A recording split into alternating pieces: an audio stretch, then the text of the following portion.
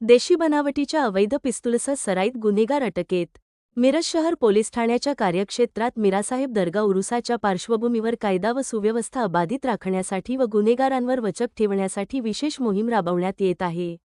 माननीय पोलीस अधीक्षक संदीप घुगे व उपविभागीय पोलीस अधिकारी प्रणिल गिल्डा यांच्या आदेशानुसार आणि पोलीस निरीक्षक किरण रासकर यांच्या मार्गदर्शनाखाली ही कारवाई करण्यात आली.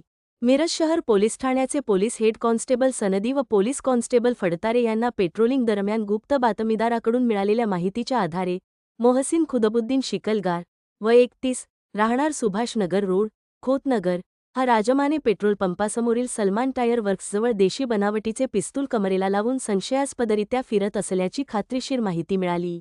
सदर माहिती पोलीस निरीक्षक किरण रासकर यांना कळवण्यात आली. त्यांच्या सूचनेनुसार सहाय्यक पोलीस निरीक्षक पुजारी व सहाय्यक पोलीस निरीक्षक पाटील यांच्या नेतृत्वाखाली पथकाने त्वरित छापा टाकून आरोपीला ताब्यात घेतले. आरोपीची अंगझडती घेतली असता त्याच्या कमरेला देशी बनावटीचे पिस्तूल व एक जिवंत कारतूस आढळून आले.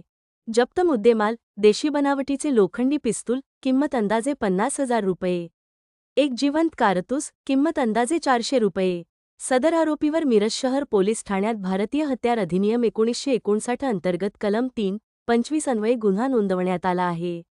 पुढील तपास सुरू असून आरोपीचा आणखी कुठल्याही गुन्ह्यांशी संबंध आहे का याचा शोध घेतला जात आहे.